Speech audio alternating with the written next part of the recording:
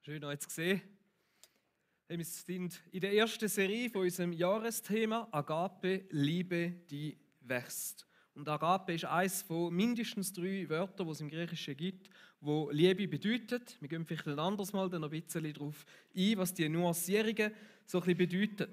Wir haben es davon gehabt, dass wir in der Bibel 3 Dimensionen von Liebe finden, wo wir in diesem Jahresschwerpunkt miteinander möchten anschauen. Das ist zum einen die Liebe zwischen uns und Gott, die Liebe zu unseren Mitmenschen und die Liebe zu uns selber. Und wir haben verschiedene Serien, wo Jesus einen von diesen Schwerpunkten ein bisschen genauer unter die Lupe nimmt. In der ersten Serie geht es um unsere Liebe zu Gott. Und anstatt dass wir uns jetzt da gegenseitig einfach ermutigen und pushen und sagen, wir müssen Gott ein bisschen mehr lieben, beschäftigen wir uns mit dem, was Grundlage ist, was Fundament ist, nämlich Gottes Liebe zu uns.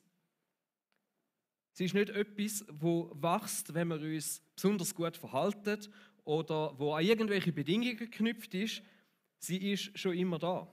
Im 1. Johannes 4,19 lesen wir, der tiefste Grund für unsere Zuversicht liegt in Gottes Liebe zu uns. Wir lieben, weil er uns zuerst geliebt hat. Und im gleichen Kapitel heißt es ein bisschen später dann auch die Aussage, die so voller Bedeutung ist, Gott ist Liebe. Und manchmal, glaube ich, verpassen wir das fast ein bisschen, was heisst das überhaupt? Und sagen wir sehr schnell und gern irgendwie auch, aber verstehen gar nicht mehr so ganz, was denn das effektiv bedeutet, was die Dimension von dem eigentlich ist, wenn Gott Liebe ist. Wir haben das letzten Sonntag mit dem Johannes ein bisschen genauer angeschaut und es gibt so 2 Sachen, wo mir einfach ein Anliegen sind, um die heute noch so zu sagen zu dem. Gott ist Liebe, ist nicht die gleiche Aussage, wie wenn wir es umkehren und sagen, Liebe ist Gott.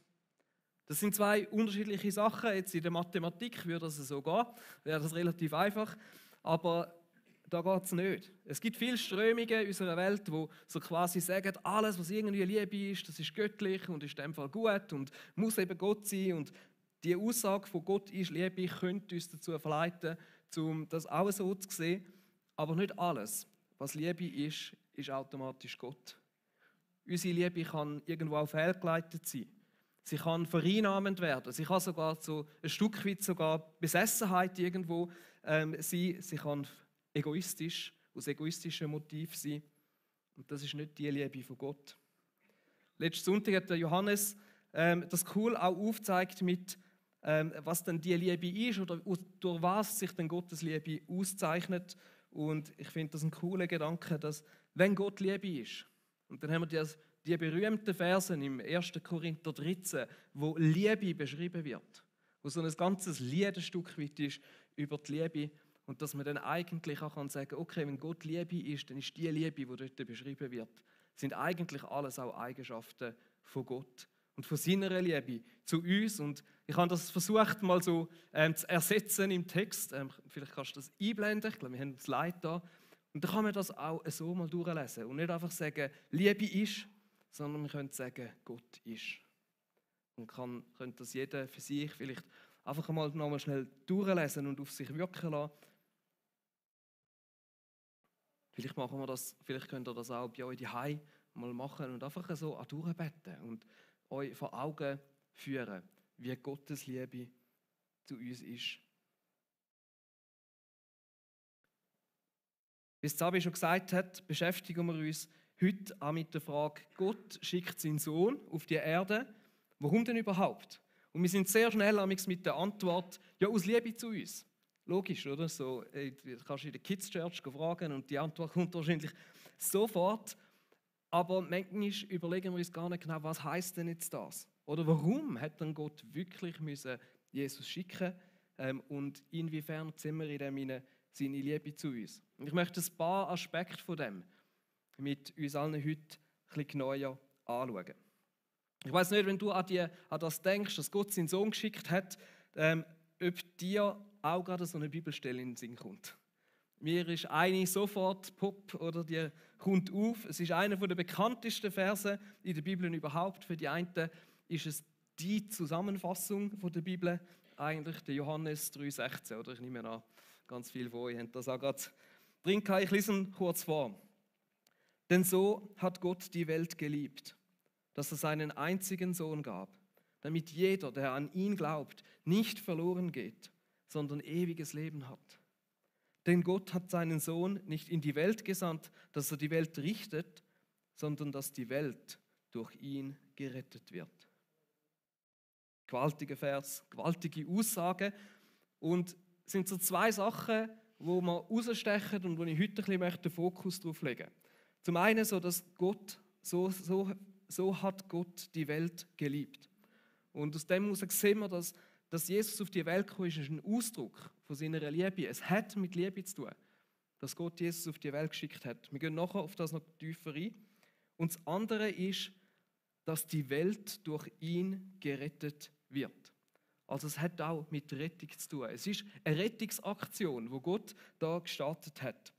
Und ein wichtiges Detail, wo man manchmal, oder ich manchmal, ihr wahrscheinlich alle nicht, aber ich oft lange nicht ganz gecheckt habe, ist, wenn man anschaut, was wird denn da gerettet, um was geht es. Und in gewissen Übersetzungen heißt es tatsächlich, so sehr hat Gott die Menschen geliebt, aber eigentlich, wenn man in den griechischen Urtext hineingeht, dann steht dort die Welt. Das griechische Wort, das da kommt, ist Kosmos. Und das steht für Ordnung, das steht für die geschaffene Ordnung aller Dinge. Und mit dem ist die ganze Schöpfung gemeint. Es geht also nicht einfach nur um uns Menschen. Es beinhaltet uns Menschen auch, aber es bezeichnet die ganze Schöpfung. Nicht nur der Planet, sondern das ganze Universum. Und das ist so ein Detail, das man manchmal fast ein bisschen vergessen und der Vers in erster Linie gerade mal auf uns als Menschen beziehen und sagen, Jesus ist gekommen, um uns zu retten. Das stimmt, das ist überhaupt nicht falsch. Aber der Fächer, ich möchte auch den Fächer wie so ein bisschen auftun und sagen, hey, es geht aber Jesus noch um mehr. Er liebt nicht nur uns Menschen, sondern er liebt anscheinend seine ganze Schöpfung, alles, was er geschaffen hat. Und eigentlich, oder, wenn wir es uns ein bisschen genauer überlegen und Gedanken darüber machen, dann ist das ja eigentlich nicht verwunderlich. Wenn ich so daran denke, ich wäre Gott und würde so die Schöpfung anschauen, dann stell dir mal vor, was Gott fühlen müsste, wenn er das betrachtet. Von der Molekularebene, so die kleinsten Teile, wo alles so schön zusammenpasst. Ich habe so eine Grafik mitgenommen, wo das irgendwie sich ein bisschen aufzeigen sollte.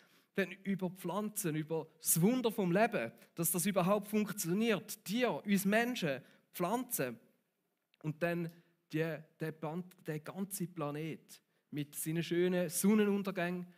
Alles Fotos. Und dann stell dir vor, das ist jetzt einfach einer. Und wir sind in der Lage, so einen Sonnenuntergang im gleichen Moment zu erleben.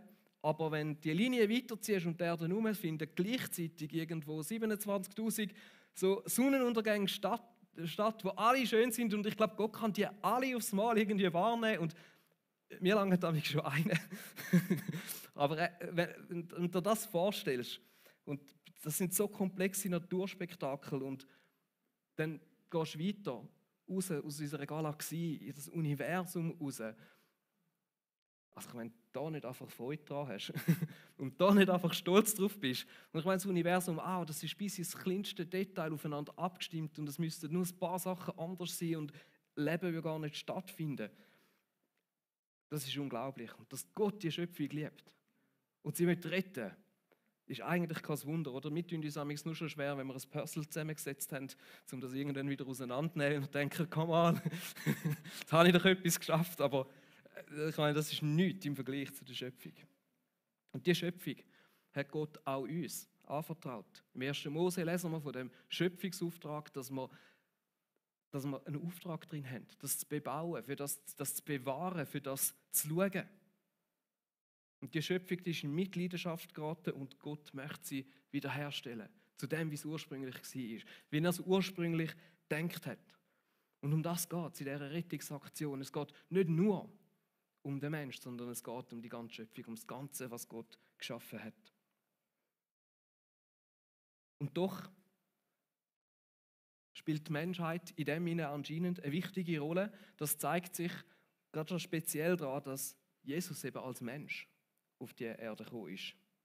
Und nicht als irgendetwas anderes. Und Gott liebt uns Menschen auf eine ganz besondere Art und Weise und er ist gekommen, nicht einfach nur für die Gesamtmenschheit, sondern auch für jedes einzelne von uns, wo für ihn wie ein Kind ist und er liebt. Und anscheinend ist es für den grossen Gott nötig gewesen, oder hat er es als richtig befunden, dass er, wo das alles geschaffen hat, wo ein Stück weit ja außerhalb von seiner eigenen Schöpfung ist, wo nicht ein Teil ist von dieser Schöpfung, dass er in diese Schöpfung hineinkommt. Dass er, wo eigentlich über dem Ganzen steht, wo ein Stück weit kann von außen auf das alles anschauen, ein Teil sich davon macht. Und das ist irgendwo mindblowing. Ich habe mir gedacht, wie kann man das erklären oder wie können wir das irgendwie erfassen? Und jetzt, ich komme so ein bisschen aus der IT und Programmieren und so. Und ich stelle mir vor, das ist wie wenn man ein Computergame entwickelt und uns nachher selber zu einer Computerspielfigur machen, die dann plötzlich in diesem Ding lebt, aber eben nicht von außen das steuert, sondern drin sind. Und das wäre eigentlich mega blöd, das würde niemand von uns machen. Weil es bedeutet, dass wir all unsere Fähigkeiten und all das, die Privilegien, die wir haben als Mensch und eben als Kreative, müssten loslassen und etwas werden, das völlig begrenzt ist. Und genau das hat Jesus gemacht. Dass er Mensch geworden ist eine Einschränkung von seiner Göttlichkeit und er hat sich auf das eingelassen. Er ist geworden wie seine Geschöpfe, die er geschaffen hat. Und nur schon das ist so eine riesige Demonstration von Gottes Liebe zu uns. Es ist ihm nicht egal, was mit dieser Schöpfung und was mit uns Menschen passiert. Und seine Liebe zeigt sich ein Stück weit drin, dass es ihn so fest kümmert, dass er sich aufmacht, um selber ein Teil von seiner Schöpfung zu werden. Und so ist Jesus, Gottes Liebe in Person. Und es ist ein Beziehungsgeschehen. Ihr seht, er sucht den Kontakt mit uns. Er kommt in die Welt hinein, weil wir ihm nicht egal sind. Und er uns sucht. Und er möchte da nach sein.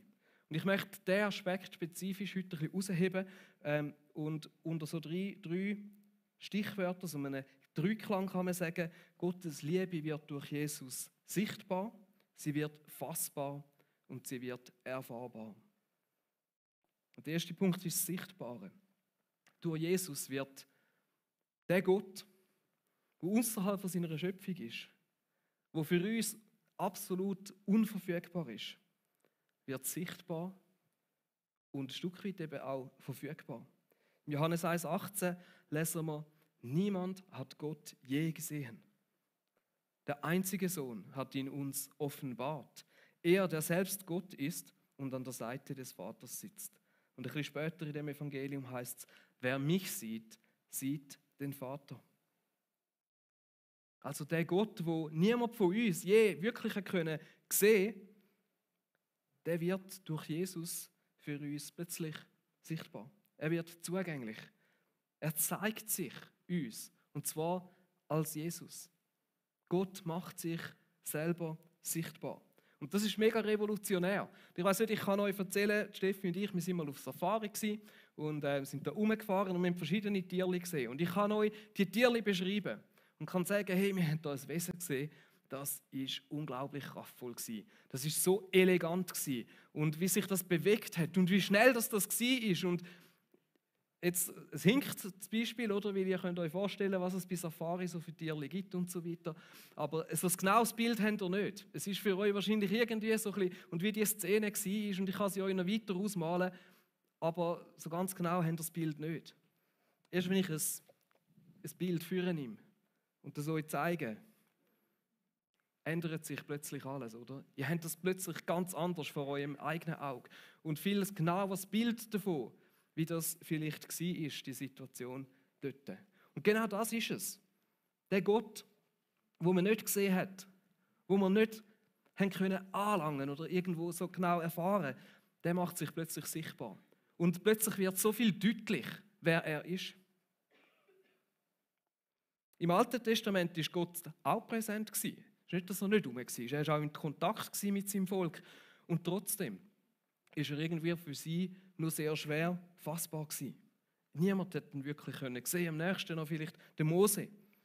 Und auch für uns ist es manchmal, auch heute, immer noch schwer, Gott einzuordnen, Gott irgendwo zu erfassen. Und manchmal sind wir konfus, wie denn der Gott wirklich ist. Auch gerade wenn wir im Alten Testament Sachen lesen und dort manchmal irgendwie uns nicht sicher sind, ist es jetzt ein zorniger Gott oder nicht und wieso hat er das gesagt und hat er das überhaupt so gesagt oder gemeint. Und das ist das, wo niemand hat Gott je gesehen. Seine Auswirkung die ist da gewesen. Man hätte ihn können ein Stück weit auch erleben, hören von ihm, aber gesehen hat man nicht. Und dann hat sich Gott der ganzen Menschheit gezeigt und auf eine ganz neue Art und Weise eben fassbar damit angemacht. Und das ist eigentlich das Krasse. Er hat sich nicht einfach nur irgendwo eine bessere Offenbarung von sich gegeben, sondern er hat sich ganz persönlich in die Geschichte der Menschheit verankert und hineingeschrieben. Also nicht einfach nur, ja, ich erzähle euch jetzt noch ein bisschen mehr über mich und gebe euch ein genaues Bild, sondern er ist konkret in unserer Geschichte ein historischer Fakt geworden. Er hat sich in das hineingeschrieben und hineingelassen und sich mit dem eigentlich auch mega festgelegt, wie das er ist. Und gesagt, ja, so bin ich. Und da, in dieser Zeit, habe ich gelebt und habe mich erfahren. Und damit auch klar gemacht, hey, ich bin nicht nur eine Theorie, ich bin nicht nur eine Idee, ein Mythos, sondern historisch bezeugte und verlässliche Realität. Das ist wie wenn man von etwas, wo andere einem erzählt haben, oder bei Safari, du kannst auch so austauschen mit anderen und sagst, hey, ja, dort und dort hat es ein paar Leute und so weiter. Aber wirklich glauben kannst du erst, wenn das eine ein Beweisfoto zeigt und sagt, schau, dort, genau, dort musst du hin, dort habe ich es gesehen, heute war es dort gewesen. Und das macht ihn mega vertrauenswürdig. Er hat sich festgelegt für uns, unsere Geschichte der Menschheit.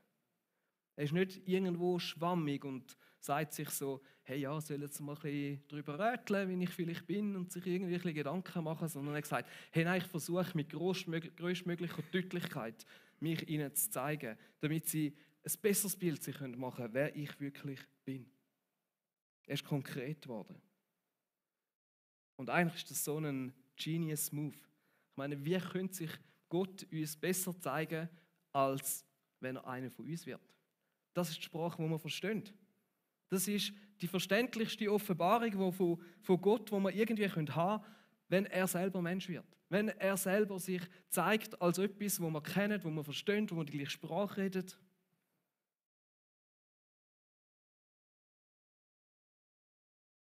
Oder etwas Kompliziertes.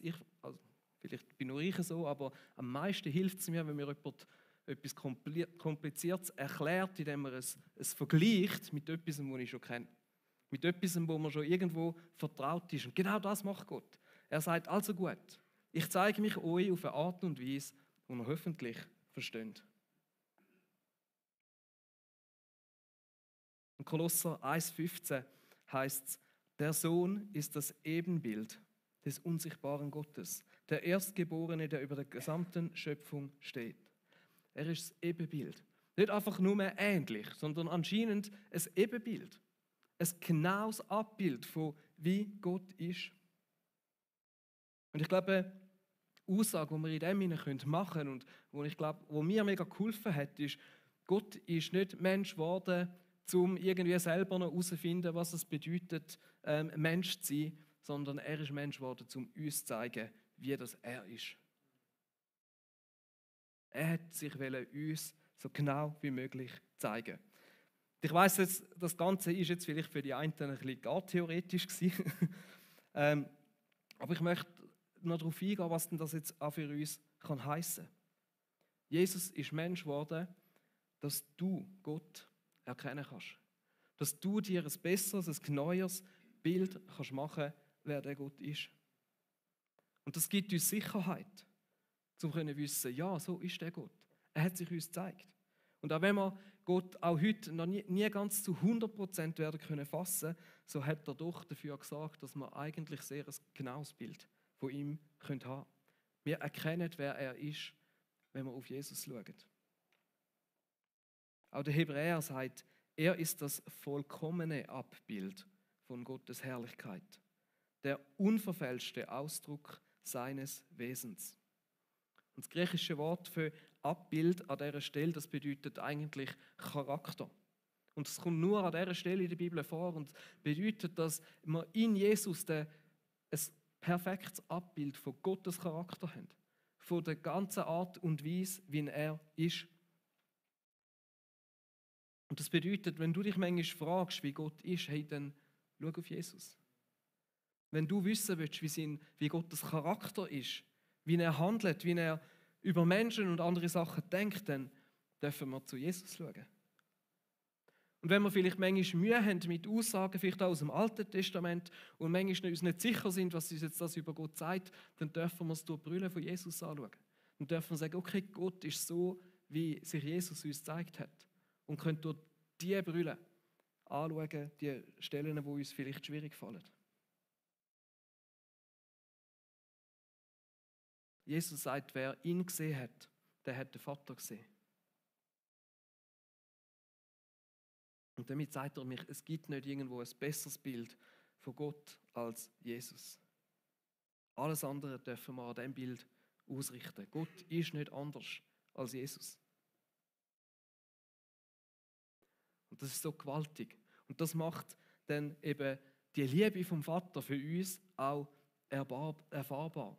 In seinem Handeln, in seinem Reden, in dem von Jesus sehen wir oder können wir die Liebe von Gott zu uns besser verstehen. Und jetzt wird es nochmal ein bisschen theoretisch, ganz kurz. Also wenn Gott Liebe ist, jetzt im Sinne ein bisschen von einer Gleichung, und Jesus und der Vater eins sind, dann kann man eigentlich wie eine Gleichung machen und sagen, dann ist Gott gleich Liebe gleich Jesus. Und dann kann man auch sagen, dass Jesus eigentlich die Liebe in Person ist. Darum sagen wir das amigs. Liebe ist eine Person, ist Jesus. Und an dem können wir, und wenn wir ihn anschauen, wie er gehandelt hat, wie er mit Menschen umgegangen ist, dann sagt uns das enorm viel über die Liebe. Und ich glaube, wir alle sind uns bewusst, dass Liebe sich nicht einfach durch schöne Worte zeigt. Und dass man irgendwo coole Theorien aufstellt und Sachen verspricht, sondern Liebe zeigt sich schlussendlich in Taten. Oder wenn Steffi mir noch so oft sagt, dass sie mich liebt, aber ich das aus ihren Taten heraus nicht spüre, dann ist irgendetwas schräg. Es muss Taten und das, was man sagt, muss zusammenpassen. Und Liebe zeigt sich immer in Taten. Und Jesus ist mega konkret erfahrbar gewesen für die Menschen um ihn herum. Seine Liebe hat sich in Taten gezeigt, nicht nur in Wort. Und was auffällt, wenn wir anschauen, was das für Taten sind, wem sie gegolten haben, dann sehen wir, dass die Liebe nicht einfach nur für ein paar Auserwählte oder für ein paar besonders gute Menschen war, sondern dass sie sehr oft sogar gerade denen besonders gegolten hat, die es in den Augen von anderen nicht verdient haben. Kinder zum Beispiel, die in der damaligen Zeit kein Ansehen hatten. Und wo er sagt, hey, lasst die Kinder zu mir kommen, hindert sie nicht daran, weil ihnen, genau solche wie ihnen, gehört das Reich Gottes. Aussätzige und Kranke, wo er Mitleid mit ihnen hatte, wo er sich nicht vor ihnen gescheucht hat, ihnen nicht aus dem Weg gegangen ist, sondern im Gegenteil, sie geheilt hat. Und auch Sünder, wie Zöllner oder Prostituierte oder teils Betrüger. Er hat mit ihnen gegessen, er hat sich von ihnen einladen lassen, hat sich mit ihnen blicken lassen und hat ihnen vergeben, das, was sie gemacht haben.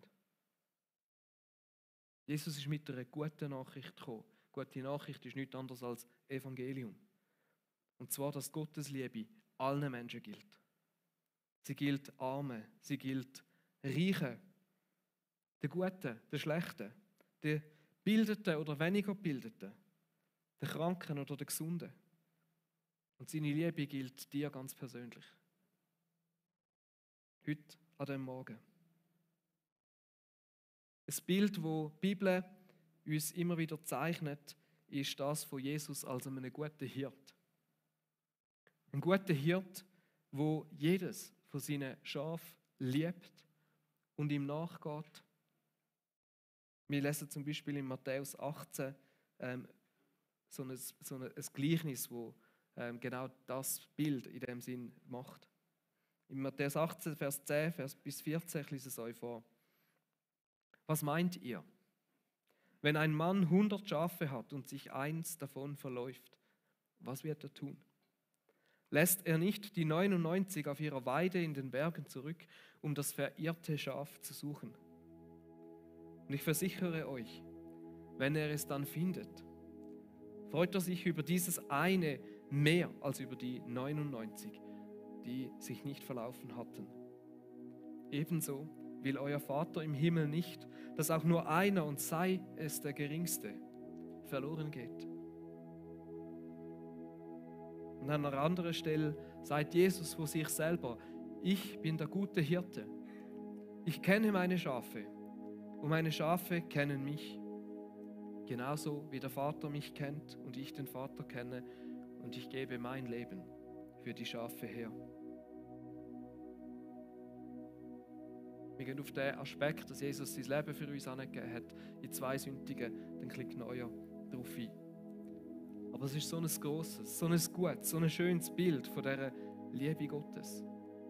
Wenn er uns liebt, wenn er sich nicht schade ist, zum Mensch werden und das Verlorene, vielleicht auch das Davongelaufene, zu suchen. Ich glaube, manchmal sind wir alle irgendwo ein bisschen verloren. Verloren in Ängste, verloren in vielleicht Überforderung durch die Anforderungen und die Erwartungen an unser Leben, verloren vielleicht in Charakterschwächen, die uns immer wieder irgendwo einholen, oder vielleicht sogar in Sucht oder anderen Verstrickungen, wo wir nicht rauskommen. Verloren darin, die Verlockungen von unserem, oder in Verlockungen, dass wir unser Glück immer wieder an Orten suchen, noch jemand anders, andere Wiese, die grüner aussieht. Oder vielleicht auch verloren, weil wir uns aus Enttäuschungen von der Herde oder von dem Hirt abgewendet haben, davongelaufen sind. Jesus ist gekommen, um dich zu suchen. Er ist gute Nachricht für dich. Egal, als wie verloren du dich anschaust. Es gibt nichts, was zu verloren für ihn wäre. Seine Liebe gibt allen, auch denen, die in den Augen der Welt nichts wert sind. Selbst der grösste Sünder hat seine Liebe gehalten. Selbst der grösste Versager und allen, die davon gelaufen sind, er lässt sie nicht im Stich. Und er geht dir nach, ganz persönlich. Er sucht dich aus Liebe zu dir, weil so unser Gott ist. Die Frage ist, ob wir uns von ihm finden lassen. Ob du dich von ihm finden lässt, wenn du noch einmal verloren bist.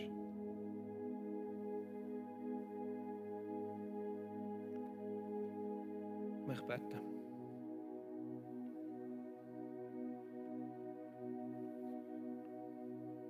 Jesus, ich danke dir für die Liebe, die du hast, sowohl zu deiner ganzen Schöpfung, aber auch irgendwo im Speziellen zu uns Menschen. Und dass sie sich so gut beschreiben lässt mit dem guten Hirt, der uns nachgeht, in unserer Verlorenheit, wo es kein zu weit weg gibt, wo nicht möchte, dass auch nur eins Einzelne verloren geht. Und ja, wir sind so oft irgendwo verloren. Jesus, du siehst unsere Verlorenheit, du kennst sie. Du weißt, wo wir vielleicht das Gefühl haben, wir haben uns selber drin verstrickt, wir sind selber die Schuld. Es ist dir egal.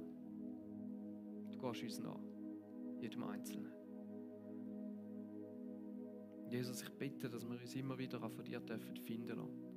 Und ich bitte ganz speziell für die Menschen, die es schwierig fällt, um das anzunehmen, die das Gefühl haben, vielleicht für andere, aber für sie nicht, dass sie das heute Morgen spüren dürfen, wie du ihnen angehst, wie du sie suchst, wie du sie nicht aufgibst.